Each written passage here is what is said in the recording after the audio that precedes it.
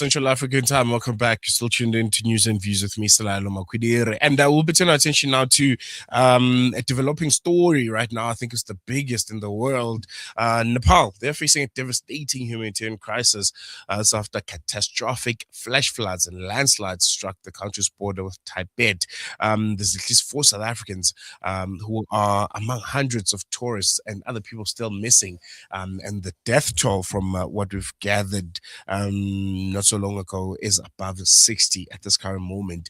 Rescue teams are battling destroyed roads, bridges, and difficult terrain with the full scale of the disaster still emerging. South African humanitarian organizations are also preparing to help.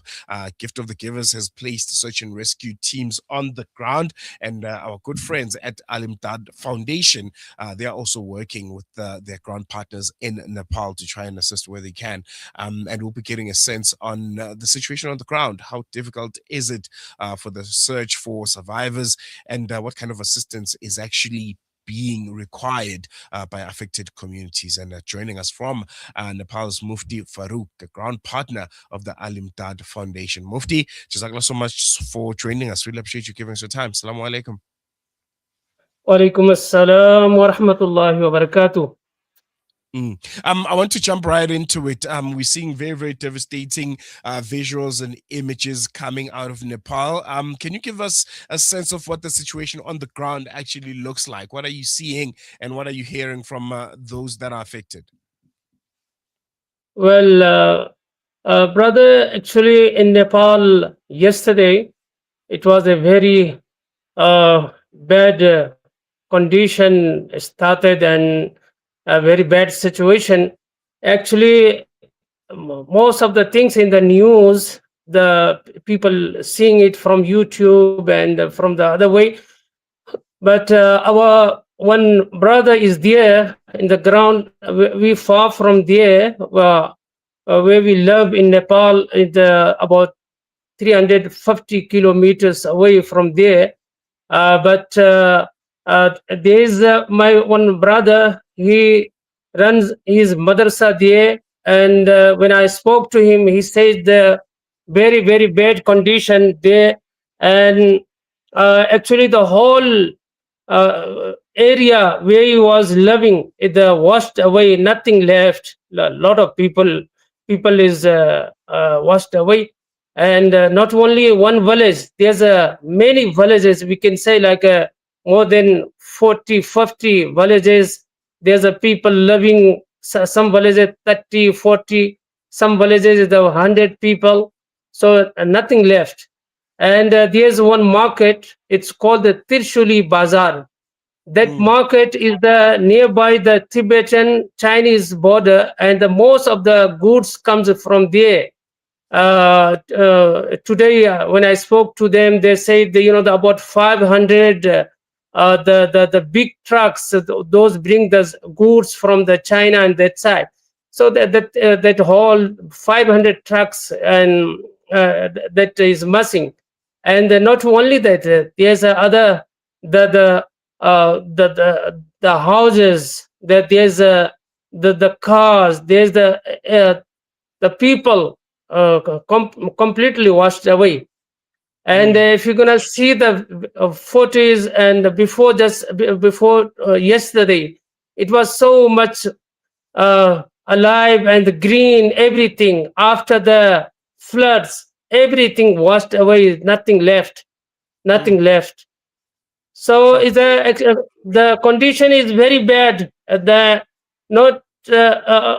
I spoke to them, they said that about 300 case the death body is the drone death body is finding in the far 300 case in the rubber.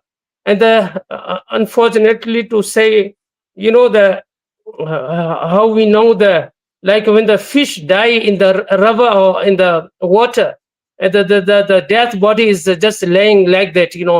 Very, very sad and very, very painful condition and situation. Yes. Mm, mm. We know of at least four South Africans that are among those that are unaccounted for. I think there's also around 160 others that are also missing. How difficult is it to do a search and rescue mission when conditions are like that? Are rescue teams, able to reach some of these affected areas? Because you mentioned that roads and bridges have been destroyed. Yes, well, there is the road is completely destroyed, and the place it's called Nuakot. Nuakot only we can reach till there. After that, the people can reach there. After that, there's no way to go there. Of course, the rescue team with the helicopter and all that, the from the government, they brought them there, and they have. Very they are doing the good effort, and they are doing very good job, and they're trying to take out the death body. Yes, not only 120, they said, according to other people, they said about 400 people from the overseas, more than Mm, 400 people. There's they in that area. So still lot of people not in contact. It looks like they are missing, and the government and the rescue team, they can't tell us the how much is the total the people the passed away in that. Yeah. mm, and for those that have had their houses destroyed, and their properties, also destroyed, what's the most urgent need right now? What do people want? Is it, food, medical assistance, shelter? And how are you guys assisting as Imdaad Foundation? Yes, yeah, well, I spoke to Al Imdaad Foundation regarding this. May Allah reward them. They are always on the field if any problem comes. Even the 2015, when the major earthquake took place in Nepal, it was a 7.6 in scale, and at that time also the Al Imdaad team came, and they support to the people, and God bless them. And God, may Allah bless the donors as well. They are doing, and they are supporting the Al Imdaad Foundation and other organization whatever they can. And at the moment, uh, they need the food, shelter, and the medication, and a lot of other things. They are very needy, even those people. And Mm, let me tell you that there's the some Muslim area also. The one village Muslim, the completely washed away.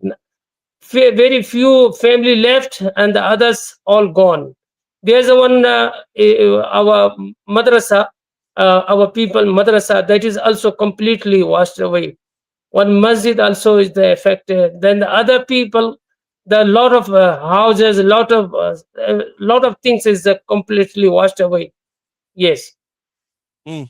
And the government in Nepal, are they able, are they well resourced to be dealing with this catastrophe, or they're going to be needing as much help as possible from organizations like Imdaad and others from across the world?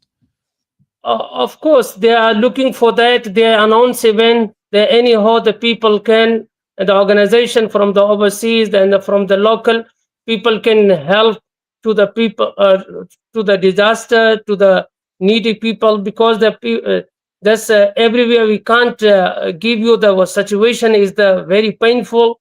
So definitely we need the people can help us and help the people of Nepal, please, in this bad condition. No, Mufti Farooq, Jazakallah so much for Uh, giving us your time and I for mean, sharing this very interesting and I think concerning development that we'll be keeping an eye on. Hope we chat again soon. Salamu alaikum.